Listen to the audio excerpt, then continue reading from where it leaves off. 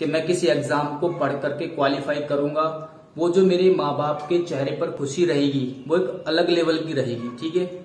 और दूसरी बात, जब आपकी पहली सैलरी आती है ना, आपसे खुद की कमाई हुई जब सैलरी आती है ना पहली, तो इतनी खुशी होती है, मैं उसको एक्सप्लेन भी नहीं कर सकता कितनी ज्यादा खुशी होती है। और इस चीज को आप तब फील करोगे जब आपके अकाउंट में आपकी कमाई हुई पहली सैलरी आएगी।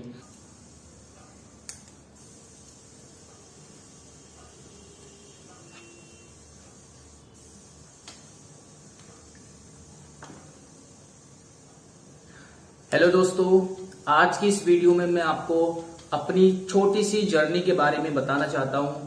आज मुझे रेलवे में नौकरी करते हुए पूरे 3 साल हो चुके हैं। मैंने 1 अगस्त 2019 को रेलवे में ज्वाइन किया था ग्रुप डी की पोस्ट पर। और अगर आप लोग भी सरकारी नौकरी पाना चाहते हैं, सरकारी जॉब लेना चाहते हैं, तो बहुत मेहनत करनी पड़ेगी। ठीक है। अगर आप प्रिपरेशन कर रहे हैं सरकारी नौकरी के लिए तो अच्छे से मेहनत कीजिए, पूरे जी जान को लगा करके अपना पूरा मन, पूरा फोकस आपको स्टडी में लगाना होगा। ठीक है। ऐसा नहीं है कि आप थोड़ी देर पढ़ते हो, यानी पूरे दिन में आप 3-4 घंटे पढ़ रहे हो, बाकी मोबाइल में सारा टाइम वेस्ट कर रहे हो, या फिर इधर उधर खेलने में या इधर उधर घूमने में टाइम वेस्ट कर रहे हो। ऐसा नहीं होना चाहिए। अगर आपको सरकारी नौकरी लेनी है तो अपने कंफर्ट जोन से बाहर निकल के आपको पढ़ाई करनी पड़ेगी। समझ रहे हो? यानी आपको मेहनत करनी पड़ेगी। जब तक आपको ना लगे कि यार मैं बहुत मेहनत कर रहा हूं, बहुत मेहनत कर रहा हूं, तब तक आप मेहनत करते रहो। और दिन में कम से कम आप 8 से 10 घंटे का टाइम टेबल बनाओ, और एक आपका रूटीन होना चाहिए डेली का कि मुझे इस तरह से प्रिपरेशन करनी है। 3 घंटे मुझे ये पढ़ना है, 2 घंटे मुझे ये चीज पढ़नी है। पूरे दिन का टाइम टेबल होना चाहिए और सारे सब्जेक्ट पढ़ो डेली। ठीक है। मैं अपनी अगर बात करूं तो मैंने 2015 में 12th किया था और 2016 में मैंने कोचिंग स्टार्ट की थी, क्योंकि मुझे उस टाइम पर पता नहीं था कोचिंग के बारे में या कंपटीशन के बारे में। तो फिर मैंने स्टार्ट किया और मैंने गांव के पास में ही कोचिंग करनी स्टार्ट कर दी। मैथ की ट्यूशन पढ़ी मैंने वहां पर, मैथ वहां से किया। ठीक है। एक हमारे बहुत अच्छे सर थे, Atul sir, success coaching centre है उनका, तो वहां से मैंने मैथ किया। बहुत अच्छे तरीके से मुझे अर्थमेटिक आ गया। हालांकि मैंने बायोलॉजी से 12th किया था, फिर भी मैंने मैथ अच्छे से कर लिया क्योंकि मुझे बहुत अच्छे टीचर मिल चुके थे। फिर बाकी सेल्फ स्टडी की मैंने, रीजनिंग वगैरह खुद से पढ़ी, प्रैक्टिस सेट लगा लगा करके मुझे करना आ गया। कुछ टॉपिक्स होते हैं जो आपको सीखने पड़ते हैं, तो वो मैंने यूट्यूब से या कहीं से भी इस तरह से कर ली। फिर उसके बाद इंग्लिश वगैरह मैं पढ़ता रहा। ठीक है। फिर उसके बाद मेरा बेस वहां से तैयार हो गया कंपटीशन का 4-5 महीने में। फिर मैं उसके बाद मुरादाबाद चला गया, वहां पर रहा 6-7 महीने। वहां भी मैंने सेल्फ स्टडी ही की है, मैंने सेंटर ज्वाइन नहीं किया। 1-2 बार गया मैं डेमो लेने, लेकिन टीचर्स वहां के बुक से पढ़ा रहे थे। मैं गया वहां पर, एसपी बख्शी की जो बुक है इधर रखी हुई है, उस बुक को करा रहे थे वो, मतलब बुक को देख देख के करा रहे थे। तो मुझे वहां पर बिल्कुल भी पसंद नहीं आया। फिर मैंने वहां से ज्वाइन नहीं किया वहां पर। फिर मैंने सेल्फ स्टडी की कि बुक को तो यार हम भी पढ़ सकते हैं। ठीक है। तो इस तरह से फिर मैंने सेल्फ स्टडी की ज्यादातर। उसके बाद में फिर ठाकुर द्वारा आया, मुरादाबाद के पास है ठाकुर द्वारा। ठाकुर द्वारा में बहुत बच्चे स्टडी करते हैं, बहुत ज्यादा, मतलब सेंटर है काफी ज्यादा, कई हजार बच्चे यहाँ पर रह के पढ़ाई करते हैं, दूर दूर से आते हैं। वहां पर रहा मैं, यहाँ भी मैंने सेल्फ स्टडी की। 1-2 महीने मैंने ट्यूशन पढ़ाया बस इंग्लिश वगैरह का, बाकी अधिकतर मैंने सेल्फ स्टडी ही की है। फिर 2018 में यहाँ रहा और 2018 में ही मैंने रेलवे का ग्रुप डी का और एक यूपी पुलिस की वैकेंसी आई हुई थी 41,500 की, जो स्टार्टिंग में आई थी, वो दोनों एग्जाम हुए 2018 को। दोनों एग्जाम दिए मैंने और दोनों में ही मेरा सिलेक्शन हो गया। फिर 2019 में रिजल्ट वगैरह आ गया, फिजिकल वगैरह सब चीज हो गई दोनों की।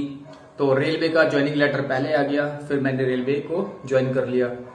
फिर बाद में जब मैं रेलवे की जॉब कर रहा था, मतलब ड्यूटी चल रही थी, उसी के बीच में जो पुलिस वाला था मतलब जो यूपी पुलिस का मेरा ज्वाइनिंग लेटर था वो भी आ गया। फिर मैंने उसको ज्वाइन नहीं किया, मैं यहीं पर जॉब करता रहा क्योंकि मेरे घर के पास में है, ज्यादा दूर नहीं है घर, 1 से 1.5 घंटे का टाइम लगता है यहाँ से। तो फिर मैं यहीं पर जॉब करता रहा। और अगर आपको भी जॉब लेनी है तो मेहनत करनी होगी। देखिए जॉब इतनी आसानी से नहीं मिलती क्योंकि कंपटीशन बहुत ज्यादा बढ़ चुका है। तो आपको भी अच्छे से मेहनत करनी होगी। और आप सोचिए यार एक बार कि मैं किसी एग्जाम को पढ़ करके क्वालिफाई करूंगा, वो जो मेरे माँ बाप के चेहरे पर खुशी रहेगी वो एक अलग लेवल की रहेगी, ठीक है। और दूसरी बात, जब आपकी पहली सैलरी आती है ना, आपसे खुद की कमाई हुई जब सैलरी आती है ना पहली, तो इतनी खुशी होती है, मैं उसको एक्सप्लेन भी नहीं कर सकता कितनी ज्यादा खुशी होती है। और इस चीज को आप तब फील करोगे जब आपके अकाउंट में आपकी कमाई हुई पहली सैलरी आएगी। मतलब इतनी ज्यादा खुशी होती है, बहुत ज्यादा, ठीक है। और तब आपको लगता है कि यार मैंने सही किया, उस टाइम पर मैंने मेहनत कर ली। देखिए एक चीज है, अगर आज आप आराम की जिंदगी जी रहे हो, पढ़ाई पर ध्यान नहीं दे रहे हो, मजे ले रहे हो, मोबाइल में टाइम वेस्ट कर रहे हो, तो आगे जो आने वाली जो लाइफ है ना आपकी, वो थोड़ी कठिनाइयों से गुजरने वाली है, वहां पर आपको प्रॉब्लम होने वाली है।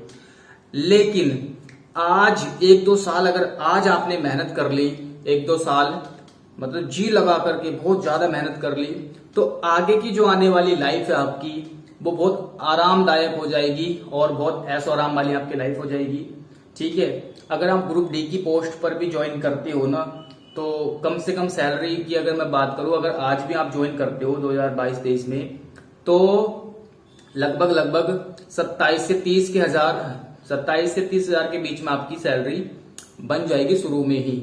और मुझे 3 साल हो चुके हैं, आप देख सकते हो हर साल 1 या 1.5 या 2,000 रुपए ऐसे बढ़ते रहते हैं, ठीक है।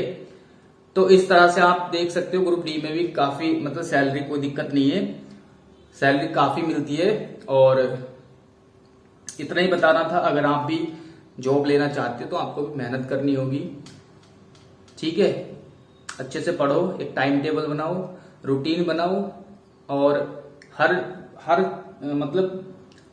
समय आप केवल अपनी पढ़ाई के बारे में ही डिस्कस करो, अपनी पढ़ाई के बारे में ही देखो।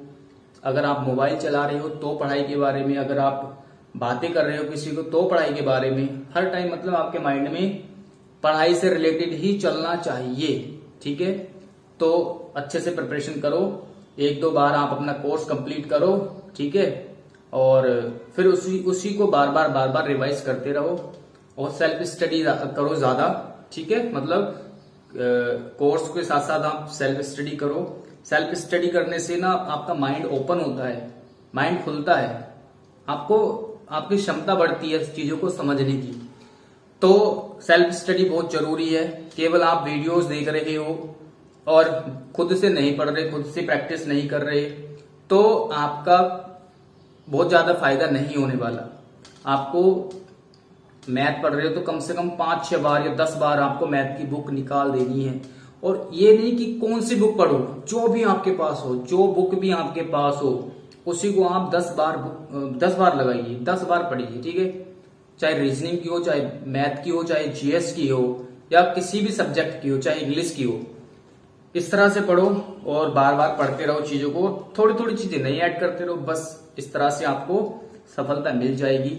और जो एग्जाम, जैसे आपका एग्जाम आने वाला होता है, उसके 3 महीने सब कुछ भूल जाओ, 3 महीने पहले सब कुछ भूल जाओ। ना तो पार्टी ज्वाइन करनी, ना कहीं घूमने जाना है, ना कहीं रिश्तेदारी में जाना है, केवल और केवल पढ़ाई करनी है 3 महीने पहले। अगर तुमने एग्जाम से 3 महीने पहले अपने को मतलब एक रूम में बंद कर लिया एक तरीके से, अगर 3 महीने बहुत ज्यादा दिन रात एक करके मेहनत कर ली 3 महीने पहले एग्जाम से, तो वो एग्जाम समझ लो आपकी मुट्ठी में है।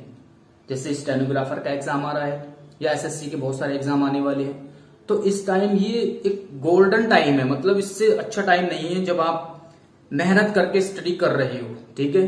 तो आज से ही आप पूरा मेहनत के साथ स्टडी करना स्टार्ट कर दीजिए और दिन रात एक कर दीजिए अपनी पढ़ाई में, ताकि आपको जल्दी से जल्दी नौकरी मिल सके। जैसे मैंने लगभग 1.5-2 साल प्रिपरेशन की और मेरा नंबर आ गया। ठीक है, मैं मतलब ये नहीं, मैं अपनी तारीफ नहीं कर रहा, मैं आपको बता रहा हूं कि जॉब लेना ज्यादा बड़ी बात नहीं है। और मैं एक नॉर्मल एवरेज बंदा था पढ़ाई में, 61% मेरे मार्क्स थे 12th में, बहुत ज्यादा नहीं होते।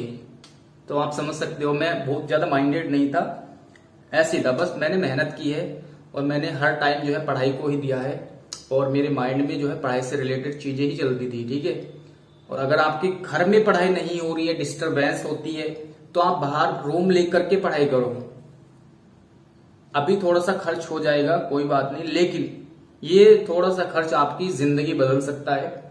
आपको डिस्टरबेंस नहीं होनी चाहिए पढ़ाई में।